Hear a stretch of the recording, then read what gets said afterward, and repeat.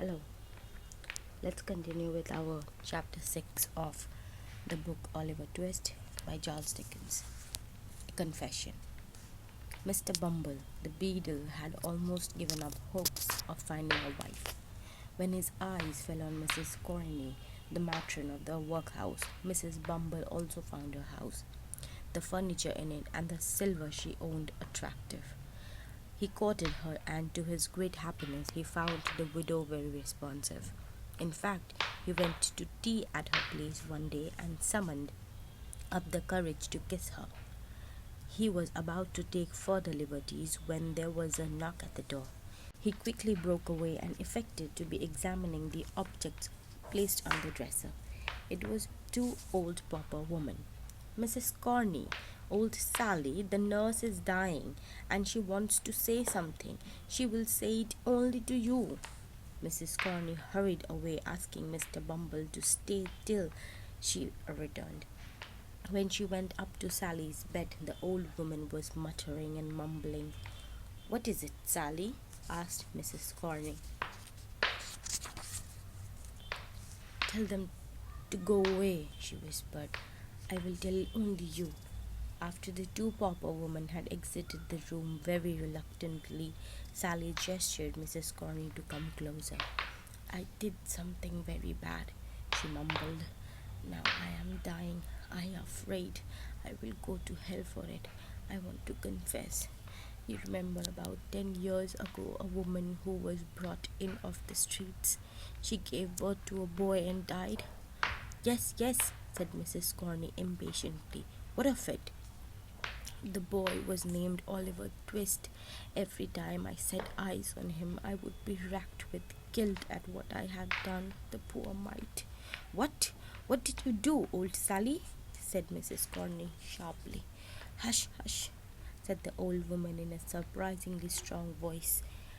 I robbed her, even while her body was still warm. She had a gold locket, and she made me promise to keep it for the boy.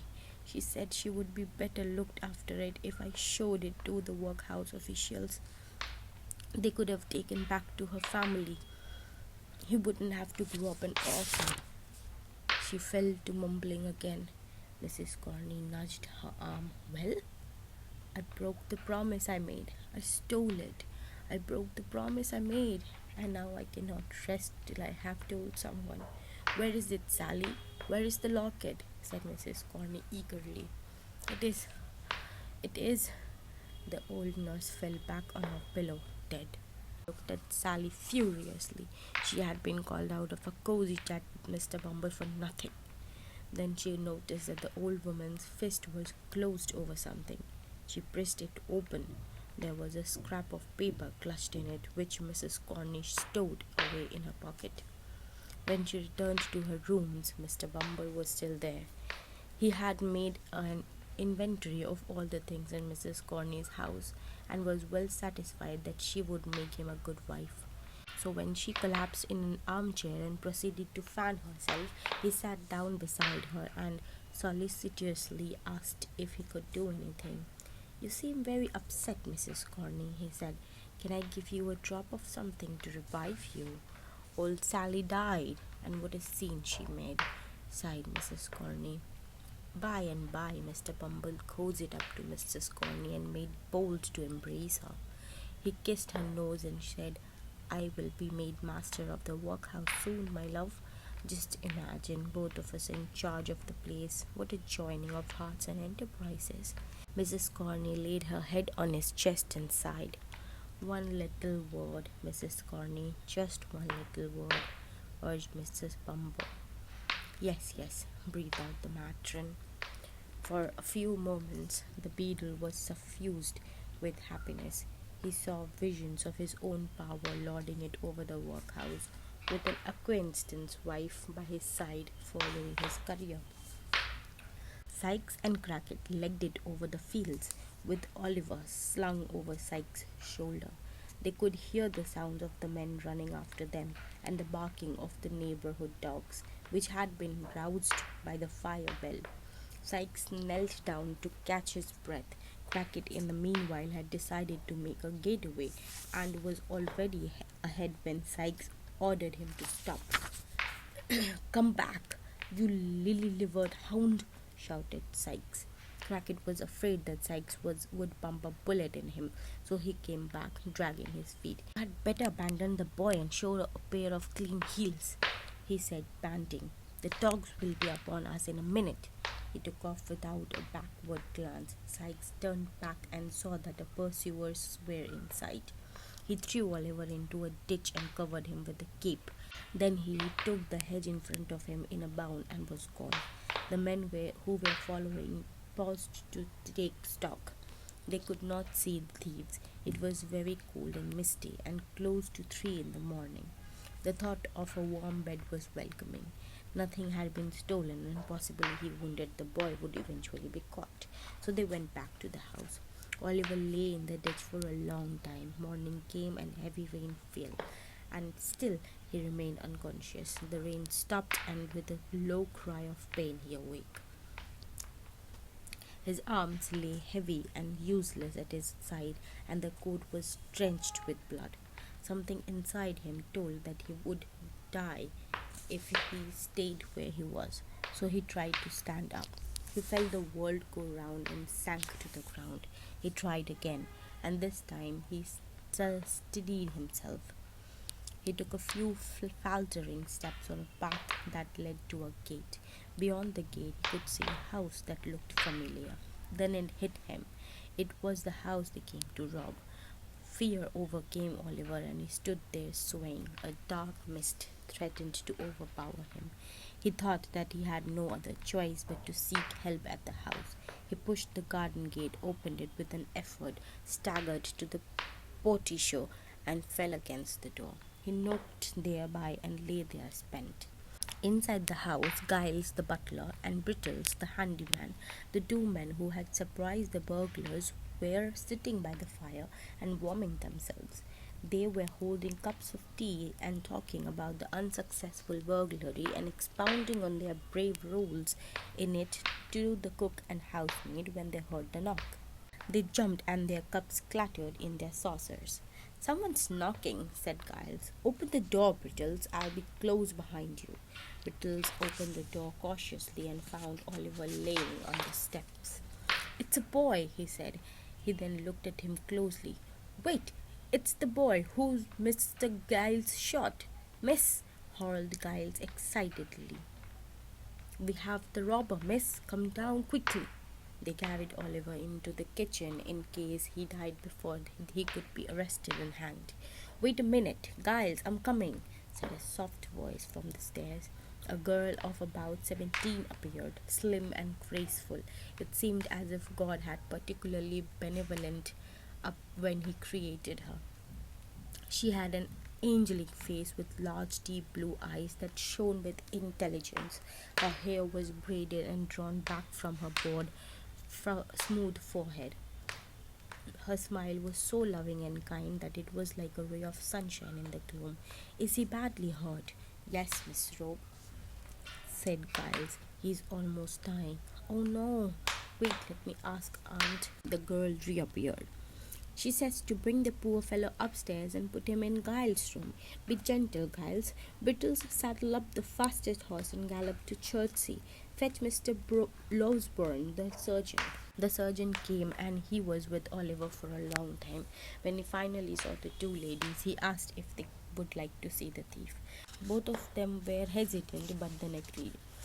He drew back the curtains from the bed. There lay a thin child, his right arm covered in bandages. His fair head rested on his other arm, and he was in deep sleep. His hair was long and spread out over the pillow. The ladies were shocked to see that the thief was not some unshaven brute, but such a young boy. "Oh, he cannot possibly be a thief," said Rose, pulling up a chair and sitting beside him. As she lifted the sweat of hair away from his forehead, tears from her eyes fell on it. He smiled slightly, as if he was dreaming sweetly. "He has such an innocent face," said Mrs. Smiley. "Yes, but the innocent may be deceptive," said Mr. Losberne. We cannot judge his goodness or evil until he wears his story. Oliver slept on for an hour more, with the doctor patiently watching him over. At long last, he sent word that Oliver had woken up and wanted to speak urgently to the ladies of the house. As the boy's feeble voice recounted the tale of dark deeds that the hardened criminals had wrought on him, it made their blood run cold. There was not a dry eye in the room when it was finished. Mr. Losberne said that he would take care to see that Oliver was not implicated by the crime in any way. When the police came to the house at Mr. Losburne's guarding, Giles and Whittle gave such a confused testimony as to the identity of the boy they had seen, and Giles had shot at that in the end there was no proof that Oliver was the one with the robbers. Fagin waited impatiently for news of the robbery from Crackit and Sikes in the old den. He was chewing his fingernails up when Dodger came in and signaled that Crackit had come. He was unshaven, dirty, and exhausted. He demanded food and drink from Fagin, and after he had his fill, put his feet upon the table. "Well, Faggy, where's Bill?" Fagin started and looked at Toby fearfully. "What do you mean? Where are Bill and the boy?" "They were with you." Crackit turned pale. "You know the crack failed," he said in a faint voice. "Yes, I know," said Fagin, pointing it to the newspaper. "What happened to Oliver? Bill hasn't returned yet." "They fired at us and hit the boy. There were dogs after us, so we had to dump the boy in a ditch and make a run for it. We don't know if he is alive or dead." Fagin jumped up with a yell and, tearing his hair madly, rushed out of the room and the house. Chapter 7. Monks. Running out of his den after Toby Crackit had told him of Oliver's shooting, Fagin hurried along to Three Cripples. Here he sought out to the landlord. "Has he been here?" he whispered. "No." "Monks?" "No," replied the landlord. "He will be here in another 10 minutes. "Hush, not so loud." "Tell him to meet me at my house tonight. It's urgent," said Fagin, and left the pub as quickly as he had came in. He hailed a coach to Sykes' house. He went up the stairs and saw that only Nancy was there, sprawled across the table, seemingly asleep or drunk. He coughed once or twice to alert her to his presence. Then he looked around the room for signs of Sykes having come and gone. Finding nothing amiss, he asked Nancy, "Where is Bill, my dear?" She muttered something indistinct and then lifted her head and said, "I don't know. He hasn't returned yet." "Why?" Fagin told her that the housebreaking had gone wrong, that Oliver had been shot and left for dead in a ditch by the two men. "Well, what's it to me? As long as Syke is safe, I don't care if the boy is alive or dead," replied Nancy. "He's better off wherever he is." "What are you saying?" exclaimed Fagin, surprised at her indifference. "Nancy, just but imagine the poor little boy left to rot in the cold ditch. As I said, he is better off dead.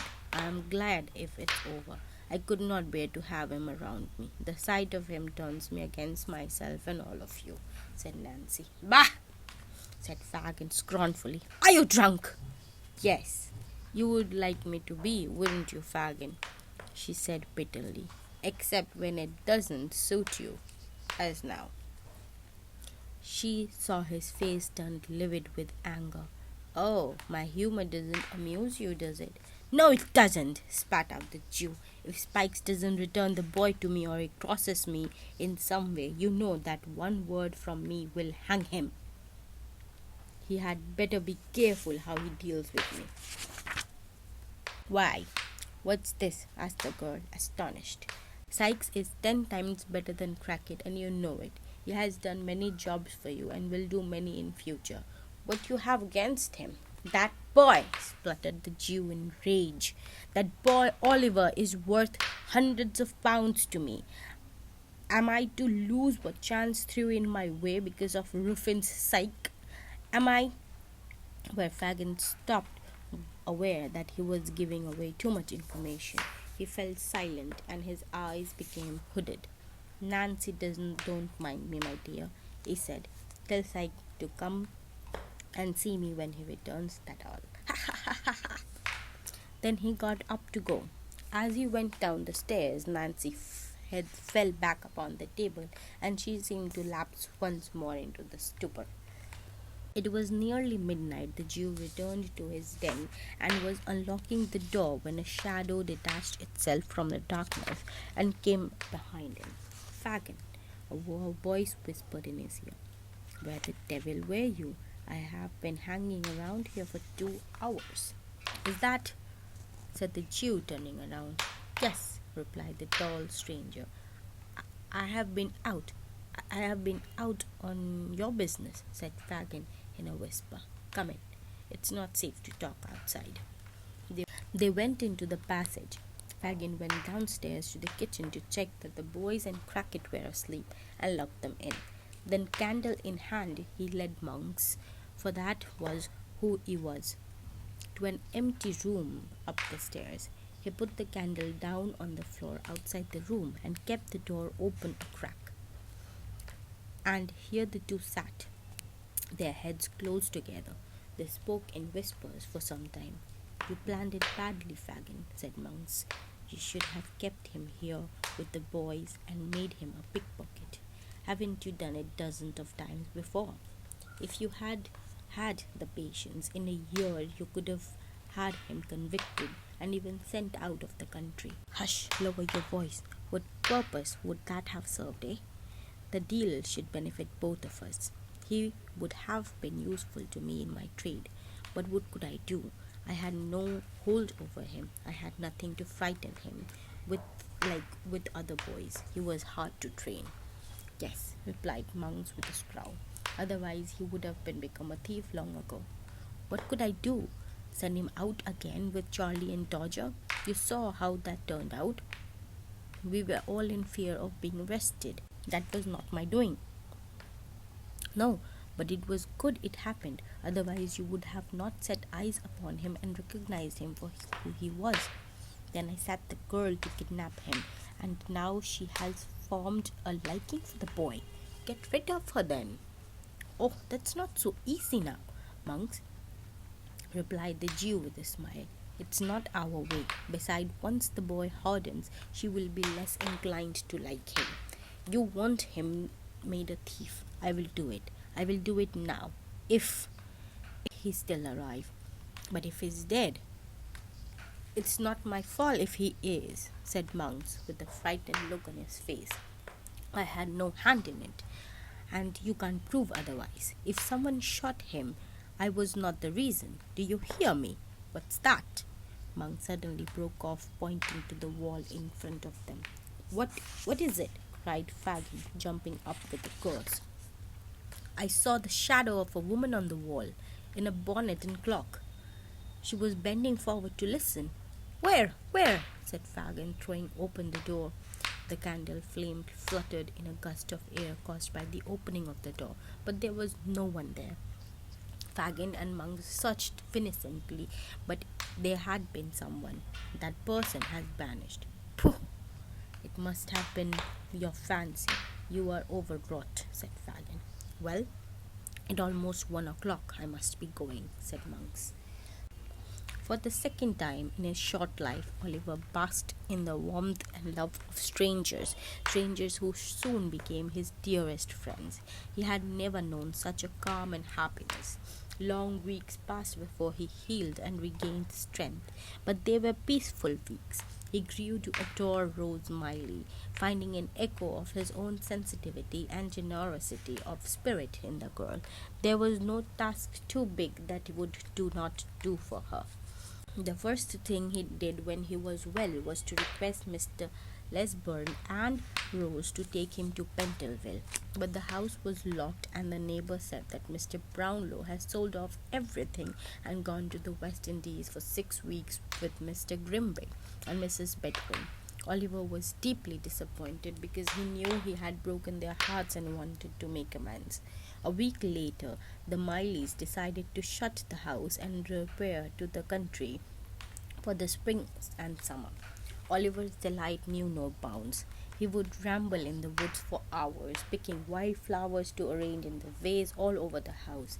He made himself useful in many ways. In the garden, feeding Rose's birds, and was affectionate and caring that lady's heart swelled with pride and joy. He also went to the white-haired old man for lessons. 3 months flew by in this fashion. One day Rose seemed out of sorts.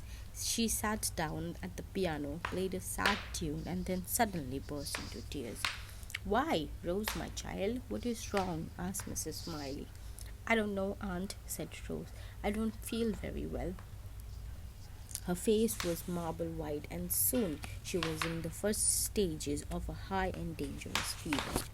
Both Oliver and Mrs. Smiley were beside themselves with worry.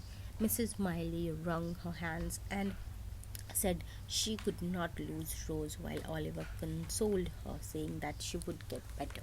She wrote a letter to Mr. Lesburn and asked Oliver to deliver it at the inn in the little market town nearby. From there, it could be taken on horseback to the doctor in Chertsey. Thus Oliver ran his second errand for friends. He sped over the leafy country lanes where the haymakers were busy. Stopping now and then to catch his breath, he arrived at the town, dusty and tried, and went straight to the inn, which was called the George.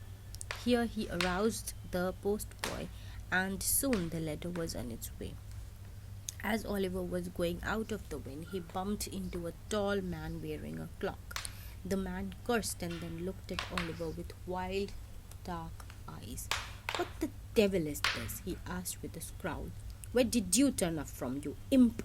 "I beg your pardon, sir," said Oliver hastily, confused by the man's irritation.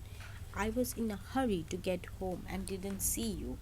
"Rot you," said the man, shaking his fist at Oliver. "I should have got rid of you when I had the chance. Curses on your head and black death on your heart. What are you doing here?" The man bore down on Oliver as if he meant to do him some harm. When he fell to the ground in an epileptic fit, as he lay writhing and foaming to the mouth, Oliver called the innkeeper to the madman's aid. He thought he must to behave in that particular way, and then he set off speedily for home. He was mystified by the encounter and forgot all about when he reached home. Rose Miley was worse, and by morning she was delirious. A local doctor was in attendance, but there was no improvement in her condition. Oliver paced up and down in the garden outside anxiously, looking up at the window of Rose's bedroom. Mrs. Miley was prostrate with grief, alternately crying and praying that her darling Rose would recover. Neither Oliver nor she had a drop to drink or a morsel to eat. Mr. Losburn arrived late in the night, and he was closeted with Rose the whole of the next day. In the evening he came out of the room. He took Mr. Miley's hand. "Be calm, my dear madam, pray," he said. "Let me go in. My dear girl is dying. She is dead." "No, no, the danger is past. She will recover and live a long life," said Mr. Milburn. "Oh, thank God!" cried Mrs. Smiley, and sank down on her knees. "My prayers have answered." Oliver was so happy Rose had come back from the Brings that he took a long walk in the woods and made a colourful and nosegay as he could for her room. As he was coming back, a carriage went past him and stopped. Mr. Giles peered from the window and asked, "How is she, Oliver? How is Miss Smile?" "She is much better, Mr. Giles," said Oliver, smiling. "Mr. Losburn had said the danger is past." Then a young man got out of the coach. He was a medium height and pleasant countenance. Oliver knew that this could only be Mrs. Miles's son Harry, so closely did he resemble her. He looked relieved of the news of Rose's recovery. When they reached the house, Harry hugged his mother and chid her for not telling him sooner. "I wanted to wait for Mrs. Lisburn's opinion before calling you," she said. "You know how much I adore Rose, mother," said Harry. "I cannot bear to think that something may happen to her." Harry, you know Rose loves you as much you love her, but she is reluctant to take it further because of her past. She does not want you to suffer because of that. Mother, I do know of her past. It does not matter to me. I wish I could convince her of that. You can, but try, Harry. She knows I love her above the world. I believe she is blameless, but she is quite adamant that she will not bring discredit to both of our names if she can help it. The days passed by even more merrily for Oliver, for now he had Harry to help him gather flowers for the house. Harry was also fond of small jokes which made Oliver laugh. He had much better taste in flower arrangements too. Best of all, Rose rapidly regained her health and good spirits. As there were no long walks allowed for her, Oliver concentrated on his studies with the old-haired gentleman and progressed quite quickly. One beautiful midsummer's eve, he was sitting in the study, which faced the back of the house with his books. The lattice window was grown over with scented honeysuckle creepers, and it overlooked the garden gate and an open meadow beyond. There was no other dwelling nearby to disturb the view. Oliver was drowsy and he fell asleep.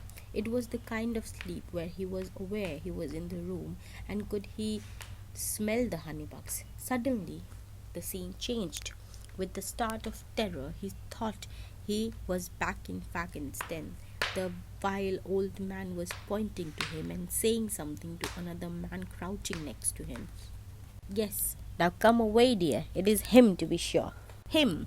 I could mistake him, do you think?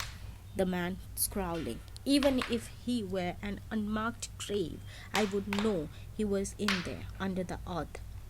He said it with so much hatred that Oliver awoke with a jerk. There before him, like a nightmare, came true, so close that he could stretch out his hand and touch him, stood the Jew. Beside him stood the man who he bumped into at the inn. For an instant, their eyes met in a flash. They were gone. By the time Oliver rushed out into the garden screaming, "The Jew! The Jew!" there was no trace of either of them. Harry and Giles searched everywhere for a long time, but there was not a sign, not even footprints in the flower beds outside the window. Although he shuddered in dread for hours after the incident, Oliver soon forgot it in the hustle and bustle of a full house of people he loved. The next day, Harry tried to convince Rose that she should marry him. She refused to listen, saying that she was mindful of his reputation amongst the influential people he moved with and would never jeopardize that. She would not betray the love she had received from his mother by destroying the son. Rose, I accept your explanation now. Please permit me to approach you again after some time. If you think the same way, then I will never bother you again. Harry Maylie left after exacting a promise from Oliver that he would write detailed letters every week about how things were with Rose. Oliver blushed proudly to be given this task because he now knew how to write. Mr. Bumble was depressed. It had been only 2 months since he had been married, and he already regretted the decision to surrender his status of bachelor. He no longer a beadle, and that pained him the most. His wife, he quickly realized, did not respect him or love him. She nagged him constantly and ordered him about. She was not above assaulting him physically, like she had done just minutes ago. She had rained blows upon him, and he had retreated. Now he walked about the town, disgusted by his own weakness and his status of henpecked husband. Needing something to cheer him up, he entered a public house for a drink. While sitting there with his glass of gin, he saw a tall, dark man staring at him. There was such a look of distrust and suspicion in his large, bright eyes that he lowered his gaze first. After they had stolen glances at each other in this way, the man spoke in a deep, harsh voice. I feel I have seen you somewhere. You were a beadle here once, were you not? Yes, said Mr. Bumble with a surprise. I was the parochial beadle, but now I am the master of the workhouse, young man. The man ordered Bumble a drink and said, Well, you are not above earning something a little extra now and then, are you? A parochial salary is not enough to keep a married man in comfort, replied Mr. Bumble. I came to this town to find you, and chance has brought you here tonight, said the man. I require some information and am willing to pay for it. He pushed a few souvenirs across the table to Mr. Bumble. There's more where that came from. Mr. Bumble pocketed the coins after examining them carefully to see if they were genuine. There was a boy who was born in the workhouse 12 years ago, said the man. He was afterwards supposed to have run away to London. Oh, you mean Oliver Twist? Said Mr. Bumble. I have never known a more obstinate rascal. I don't want to know about him. I want to know what happened to the old woman who nursed his mother. Old Sally, she died 2 months ago, said Mr. Bumble. The stranger felt silent. He then got up to go. What? Wait, said Mr. Bumble. There might be more to tell. His cunning mind had gone back to his wife's behavior on the day Sally had died. The secret Sally had supposedly wanted to impart to Mrs. Corney, and how she had been closeted with an old nurse for a long time. Although Mrs. Corney had refused to divulge what it was Sally had told her, Mr. Bumble suspected there was something. I know the woman who was with old Sally the night she died, he continued now. I think she wanted to tell her something. The stranger's interest was aroused. Mr. Bumble could see. He pressed on. I can bring her to meet you, he said. All right, meet me secretly tomorrow night at 9 at this place. The stranger wrote down an obscure address near the riverside on a piece of paper and gave it to Bumble. Who shall I ask for? Said the stranger hastily and strode away. The following night, Mr. and Mrs. Bumble made their way to the address, a bunch of gloomy and decrepit warehouses near the river. Monks was waiting for them at one of these, and he led them up some rickety stairs to a room above. It was lighted by a dim lamp under which was arranged a table with 3 chairs. After they were seated, Monk asked, So, what is the information you have? Mrs. Bumble said firmly, We first have to know what it is worth, in gold sovereigns in advance. Monks frowned. How do I know if the information is worth that much? We are alone here, and you can easily overpower us if you wish, replied Mrs. Bumble. Over Mr. Bumble's feeble remonstration made through chattering teeth that he was strong enough to protect her. 20 pounds, growled Monks. 25, and not a penny less, said Mrs. Bumble stoutly. All right, said Monks with ill grace. Out with it. Old Sally told me that she had robbed Oliver's mother. She had promised to keep the items safe to provide for the baby's future. But she succumbed to temptation. When she died, she had a slip from a pawn shop clutched in her hand. I took it and redeemed the item. Here it is. And Mrs. Bumble threw a little pouch on the table. I am glad to be rid of it, finally. Monks eagerly opened the pouch and shook it out.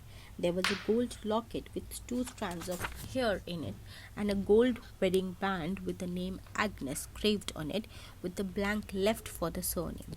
A date was inscribed a year before Oliver was born. Is this all? Asked Monks. Yes, that is all, replied Mrs. Bumble. Without warning, Monks threw open a trapdoor near Mr. Bumble's feet so suddenly that he had to jump back a few feet. Below them roared the river in full spate because it had been raining heavily for the past few days. Monk weighed down the pouch with a broken piece of lead, which he picked up from the floor. He then flung it into the water where it bobbed for a few minutes before sinking down into the murky depths. There, all the evidence now lies at the bottom of the river, Monks said and pulled the trapdoor shut. You will keep your mouth shut about this. Yes, said Mr. Bumble. You need not worry about that. Well, you had better get going then, replied Monks curtly. What had happened to the worthy Mr. Bill Sikes? The housebreaking gone wrong. He had returned to London and lay ill, not in his own house, for safety's sake, in a poorer one's on a few streets ahead. He looked even worse than he had done before setting out on the job, with feverish, sunken eyes, a week's growth of beard, and wrapped in a dirty white greatcoat. Bull's eye lay near the bed, growling occasionally at noises from the street outside. Nancy sat at the window, sewing a tear in a much-drained waistcoat. He had lost weight, and her face was pale and weary. She had spent 3 weeks nursing Sikes, who was not a bit grateful for it.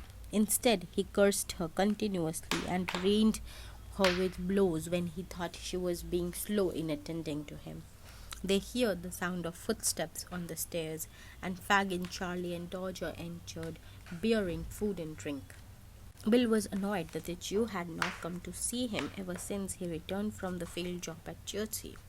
Why haven't you come before, you dirty fence? He demanded.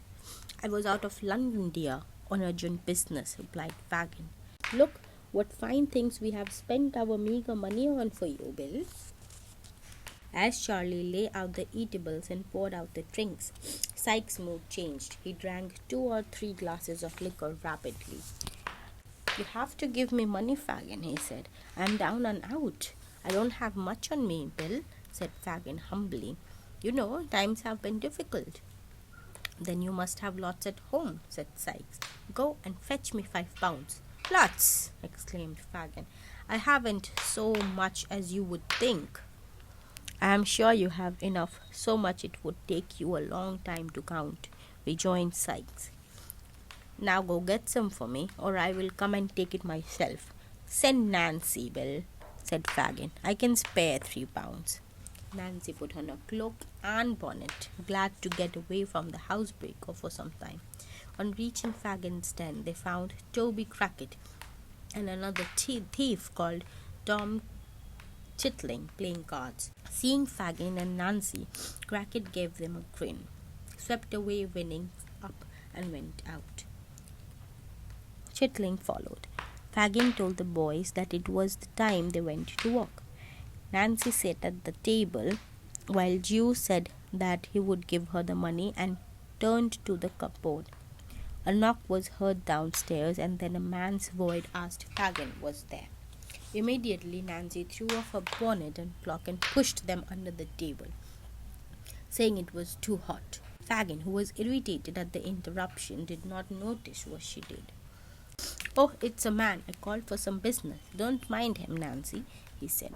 The door opened and Monks came in. He saw Nancy and hesitated. That's Nancy, my dear, said Fagin. One of my young friends. Stay here, Nancy. Any news? Said Fagin. Great, said Monks with a smile. Let me have a word with you alone. Since Nancy made no move to get up, Fagin gestured outside and then took Monks upstairs to a room on the 2nd story. The moment the sound of their footsteps ceased, Nancy removed her shoes, wrapping her dress about her, stole from the room, and climbed up on noiseless feet. After about 15 minutes, she came back to the kitchen and sat quietly at the table. She heard the 2 men descending. Monks continued out of the house. Nancy had donned her bonnet and cloak and was preparing to leave when Fagin returned with the money. Why, Nancy, you are so pale, he said, holding up the candle. Pale, retorted Nancy. I would be, wouldn't I, after trending to Bill Sikes this past month without any help from you or the boys? Yes, my dear, said Fagin hastily, and counted out the money reluctantly into her palms. She set off at a rapid pace when she reached the open road, not in the direction of Sikes' current house, but in the opposite way. Then she stopped, wrung her hands, and burst into tears. She soon composed herself and walked back, this time to Sykes' rude dwelling. He did not appear to notice her agitation, but expressed happiness at getting the money. The next day, he was more cheerful and occupied himself with eating and delicacies and drinking the wine he had purchased with Fagin's money. Throughout the day, Nancy was nervous and restless, but Sykes, who was not as acutely observant as Fagin, took no notice. As night came on, even he was struck by her pale face and over-bright eyes. "What's the matter with you?" he asked sharply. "What are you thinking about?" "Of many things," said Nancy with a forced laugh. "If I didn't know you better, I would say you are planning to," Sykes muttered. "No, you wouldn't do that. You're too loyal to me. If I had suspected something of sort, I would have done away with you 3 months ago." "What's it, Bill?" asked Nancy. "Why are you looking at me like that?" "I have a feeling you are up to something," said Sykes. "Here, give me the medicine and look sharp." The girl got up with her back to Sykes. She poured into a glass and gave it to him. He drank it down, tossed about restlessly for a few minutes, and then suddenly fell into deep sleep. Heavy sleep. "Ah," thought Nancy, rising from the bed and putting on her cloak and bonnet. "The laudanum has effected at last. I hope I'm not too late." Nancy made her way down the street at such a speed that she bumped into people, and once a cab nearly ran over her. She was followed by astonished look and rude curses. She did not give heed, but continued running till she was quite out of breath and had reached a quieter, more gentle part of London. It was almost 11 when she reached at the family hotel in Hyde Park. When she told the doorman that she wanted to speak to Miss Smiley, who had taken a room there, he looked at her up and down and said that she should get going. Said chambermaids, who were in the porch, tittered and laughed, remarking on her attire and looks, and wondering why a lady from a good family would want to meet a tramp like her. Nancy bit her lip and a tear came out of her eyes. She pleaded that she had to see Miss Miley, and would they take a message to her. "Tell her I have important information for her, and once she hears it, she could decide whether I am an impostor or telling the truth," said Nancy. Finally, a cook who had a kind face agreed. Soon he came back and said Miss Smiley would see her. He led her to a small anteroom and left there.